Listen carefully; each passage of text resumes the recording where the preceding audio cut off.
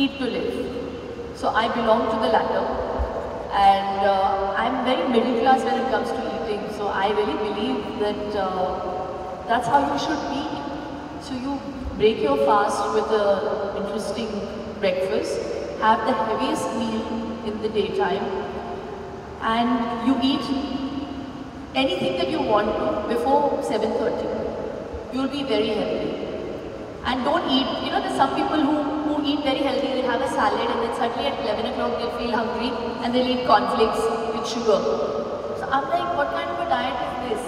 So I really think it's all about a lifestyle modification.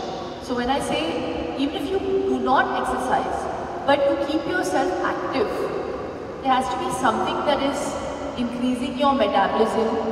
You know, if you're going to be sitting in front of the TV and eating very little food, your muscles aren't working, you're not going to feel hungry. So I really think you just lead a life where you just breathe right, you eat the quantity that your body needs and that you want to eat, and never have a weighing scale.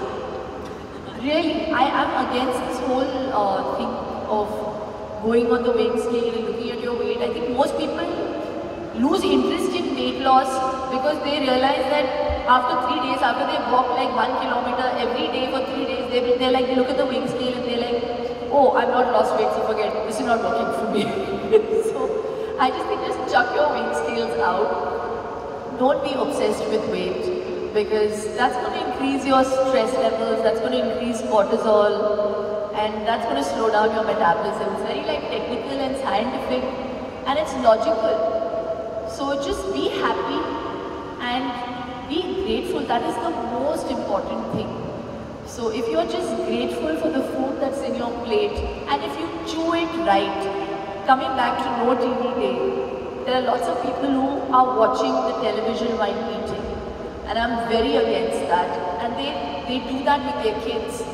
Ki acha bachcha nahi kha raha hai, he's fussy, put on the television, feed him. You know, there is a research that they've done where it is proved that the food gets digested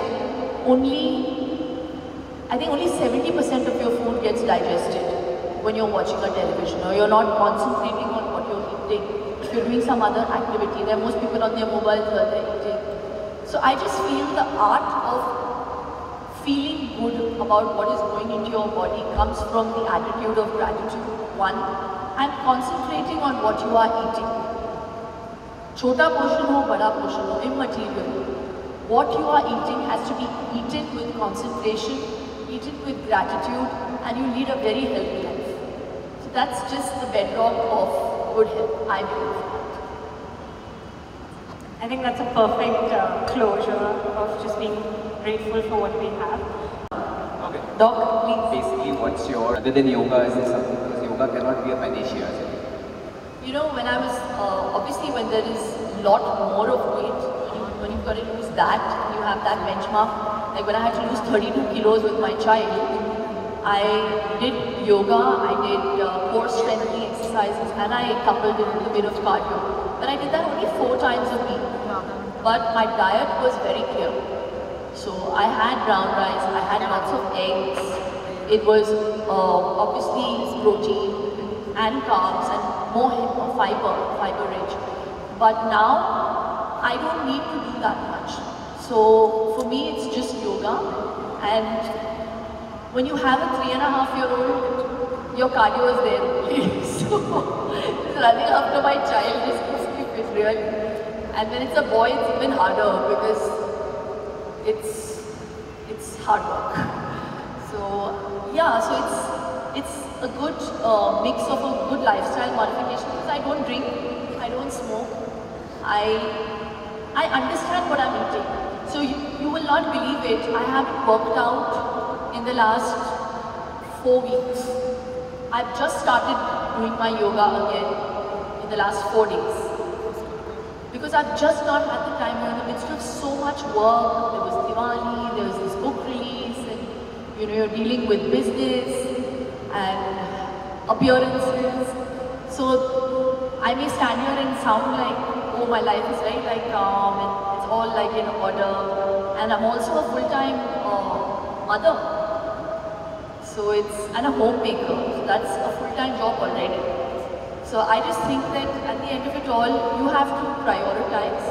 And when I don't have the time to work out, it's concentrating on what I'm eating, what's going into my body. So that's all. So I'm just aware of what I'm eating. So that's really the key. Moderation. A valid question, and it's for people like you that I have written this book. So I want everybody to please buy it. But like I mentioned in the book, it's very clear that the Indian thali is the most complete food, because you've got your vitamins, you've got your fiber, you've got your protein in the dals, you've got your calcium in your paneer and the yogurt.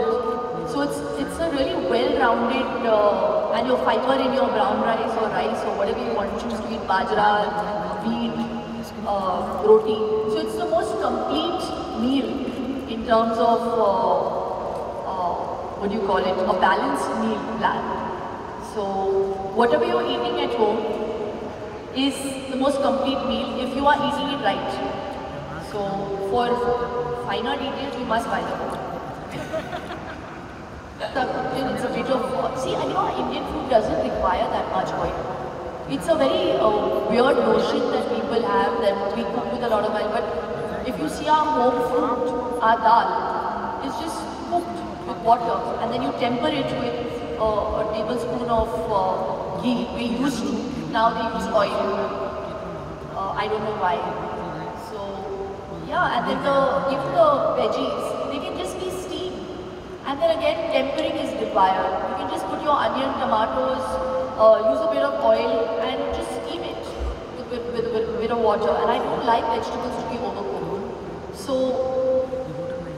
So yeah, you've got it all. So I really think that even if you just stick to having one tablespoon of ghee every day, nothing is going to go wrong with your weight.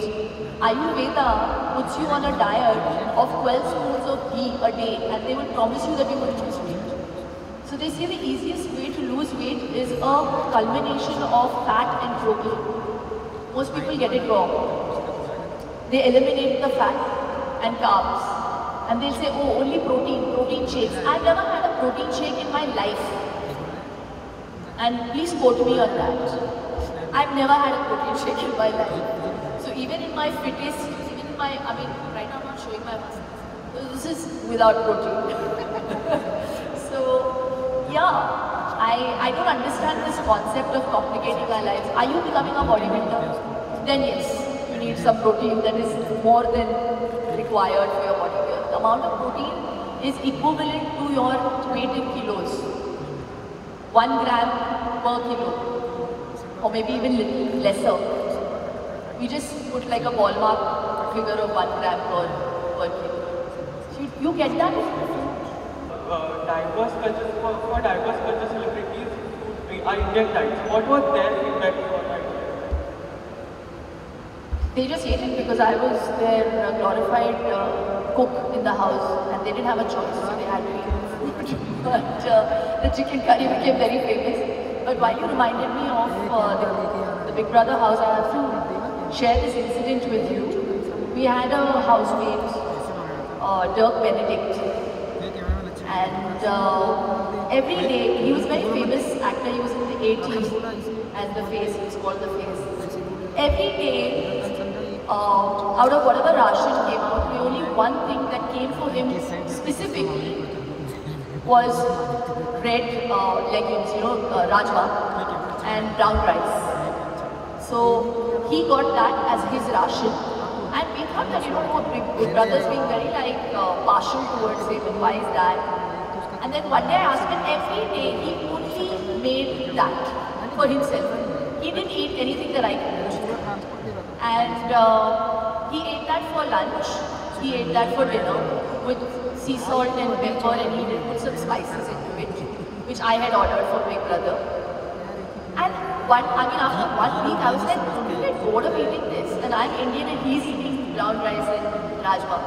And I asked him this, and he then told me that he suffered with 3rd stages of cancer. He has prostate cancer and he's cured now.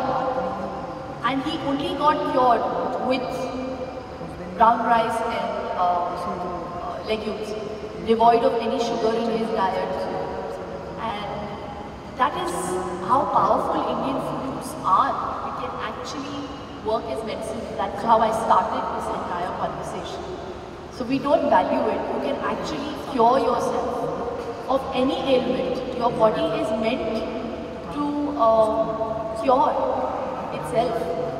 We reduce our immunity by feeding it antibiotics. See, a cold is going to take 7 days anyways, with or without antibiotics. They say, na, it's going to take you a week if you don't have antibiotics, and it will take you 7 days if you have antibiotics. So, the choice is again yours. I think I've answered that. Thank you very much, ma'am. Thank you very much. That will be the end of the question and answer session. May I request Ms. Adya to please hang. I think it made up for everything. A big round of applause, please.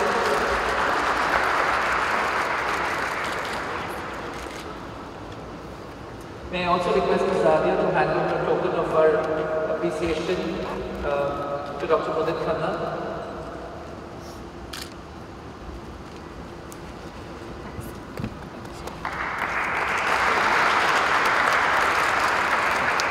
And to Dr. Abhay. Dr. Nini and Dr. Khanna once again, and using this desire. Ms. Shilpa, I just request you to carry this seat for a moment. I'd like to take this opportunity to invite and have somebody speak to all of us about